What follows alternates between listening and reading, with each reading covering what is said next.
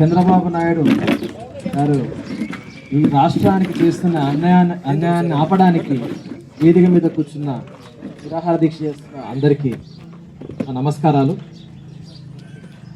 ఈరోజు మనము ఒక అన్యాయపు పాలనే దాని నుంచి వచ్చే నొప్పిని ప్రజలకు తెలియకుండా ఆపడానికి ప్రయత్నం చేస్తున్నాం.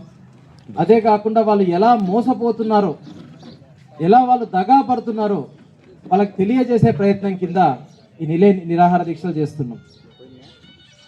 అందరికీ ఒక విషయం చెప్పాలి, ఏ తరానికైనా అత్యంత ముఖ్యమైన పని ఏమన్నా ఉంది అంటే అది దాని తర్వాత వచ్చే తరాన్ని కాపాడుకోవడం అన్న విషయం మనందరికీ తెలుసు. అన్నదమ్ములారా, ఈరోజు డిఎస్సి అనే ఒక పరీక్షని ఆపడం ద్వారా చంద్రబాబు నాయుడు ఏం చేస్తున్నాడని మీరు ఆలోచిస్తే నేను ఒక మాట చెప్దామనుకుంటున్నాను. కేవలం ఒక ఉద్యోగం వస్తే ఒక కుటుంబ రూపురేఖలు మారిపోతాయి. గవర్నమెంట్ ఉద్యోగాలు, గవర్నమెంట్ కాలేజీలు, గవర్నమెంట్ చదువులు ఇవన్నీ ప్రతి ఒక్కరికి సమాన హక్కులు ఇవ్వాలని నమ్మి ఈ దేశంలో ఉన్నాయి. డిఎస్సి పరీక్షలో ఎవరికైతే చదువుకొని కష్టపడి ఉత్తీర్ణులైన వారికి ఉద్యోగం రావడం ద్వారా, అర్హులకు ఉద్యోగం రావడం ద్వారా ఆ కుటుంబాన్నే మనం పేదరికాన్ని నుంచి బయటికి లాగే అవకాశం వాళ్ళకు ఉంటుంది. అటువంటి ఒక గొప్ప అవకాశాన్ని అర్హుల దగ్గర నుంచి చంద్రబాబు నాయుడు గారు ఈరోజు లాగేసుకున్నారు.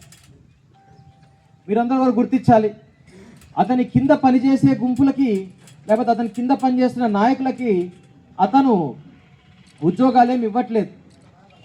ఎవరికైతే ఉద్యోగం ఇవ్వడం ద్వారా అతనికి రాజకీయంగా ఏమైనా జరుగుతుందో, ఎవరికైతే ఉద్యోగం ఇవ్వడం ద్వారా కొంచెం డబ్బులు అతను తిరిగి వెనకేసుకోగలుగుతాడో వాళ్లకు మాత్రమే అతను ఉద్యోగం ఇస్తున్నాడు. అంటే ఇది వైసీపీ పార్టీయో టీడీపీ పార్టీయో మధ్య కాదు, ఇది లావుటోళ్ళకి పేదోళ్ళకి మధ్యలో ఉన్న కథ. 20 లక్షలు 30 లక్షలు ఇవ్వగలిగే వాడికి ఉద్యోగంలో చదువుకొని ఉద్యోగం తెచ్చుకోవాలని కష్టపడిన మన ఆడపిల్లలకి పిల్లలకి ఉన్న కష్టం. ఒక పరీక్ష పాస్ అవ్వాలంటే 8 నుంచి 9 నెలలు కష్టపడి చదువుతారు మన పిల్లలు. చదవడం ద్వారా ఉన్న డబ్బులు లేకపోతే ఒక పూట తిని 2 పూటలు తిని కష్టపడి వాళ్ళ దగ్గర తన్నులు తిని వీళ్ళ దగ్గర తిట్లు తిని పరీక్ష రాసేకపోతారు. ఆ పరీక్షకి ఒక పేద పిల్లోడు ప్రిపేర్ అవ్వడమే చాలా కష్టమైన విషయం. అంత కష్టపడి ఒక పరీక్షకు ప్రిపేర్ అయ్యి వాడు పోయి రాస్తే వాడి హక్కుని లాక్కోవడం అనేది ఎంత దుర్మార్గమైన విషయమో మీరు అర్థం చేసుకోండి. అసలు ఈ ప్రభుత్వం వచ్చినప్పటి నుంచి మనకు ఒక మోసం చేస్తూ ఉంది. ప్రభుత్వం రాకముందు ఇవి చేస్తాం అవి చేస్తాం 100 విషయాలు చెప్పున్నారు. ప్రభుత్వం వచ్చిన మరుక్షణం ఏ ఒక్క విషయం చేయకపోవడం అంటే మిమ్మల్ని మోసం చేయడం కాదా? ఇప్పుడు డబ్బులు ఖజానాలో డబ్బులు ఎంత ఉన్నాయన్న విషయం వాళ్ళకి ఆ రోజు తెలీదా? ఖజానాలో డబ్బులు ఎంత ఉన్నాయన్న విషయం అవగాహన పెట్టుకొని కదా ఎవరికన్నా కోరిక చెప్పాలా? మన ఇంట్లో పిల్లోడు ఒక ఫోన్ అడిగితే మన జోబులో ఎన్ని డబ్బులు ఉన్నాయో చూసుకొని కదా మనం మాటిస్తాం. అది కూడా సంబంధం లేకుండా కేవలం మోసం చేసి ఓటేసాక వీళ్ళ సంగతి చూద్దాంలే అని మాత్రమే ఈ ఓటు ఇచ్చారు. మనతో ఫస్ట్ మంజు మాట్లాడాడు. మంజును రోజు అడిగాను నేను, ఎందుకు మంజు వైసీపీలో పనిచేస్తున్నావు నువ్వు, ఇంత ఇష్టం ఎందుకు అని. ఆయన ఏమన్నాడు, రాజశేఖర్ రెడ్డి గారి ఫీజు రియంబర్స్మెంట్ వల్ల నేను చదువుకున్నాను రీతు, తద్వారా నా కుటుంబం బలంగా బయటకు వచ్చింది అని చెప్పాడు. అంటే ఇంకొక మనిషిని మంజులాగా కాకుండా వాళ్ళు చేస్తూ ఉన్నారు. ఇంకొక బిడ్డ, ఇంకొక కుటుంబం, ఇంకొక పేద కుటుంబం బయటికి వచ్చి అందరితో సమానంగా ఉండకుండా వాళ్ళు చేస్తూ ఉన్నారు. ఇప్పుడు ఉన్నతిలో ఉన్న జనాలే ఇంకా పెరగాలంటే ఎలాగా? మిగతా వాళ్ళ సంగతి ఏంది? మన పిల్లలు చదువుకోకూడదా? మన చదువుకున్న పిల్లలకు ఉద్యోగం ఇవ్వకపోవడం ఎంత నిస్సహాయంగా వాళ్ళు మన వైపు చూస్తారు. మన పిల్లలు డిగ్రీలు పీజీలు చేసి మన ఇళ్లలో కూర్చుంటే మనకు ఎలా ఉంటుంది? అలాంటి పిల్లల హక్కుని లాక్కున్నారు. ఇది చిన్న విషయం కాదు. ఒక కుటుంబాన్ని ఆశను చంపేస్తున్నారు. ఒక యువకుడి ఆశను చంపేస్తున్నాడు. వాడు రేపు పొద్దున ఏ రోజన్నా బయటకు వస్తే ప్రభుత్వం నన్ను మోసం చేసిందని చెప్పుకోలేని పరిస్థితిలో ఉన్నాడు.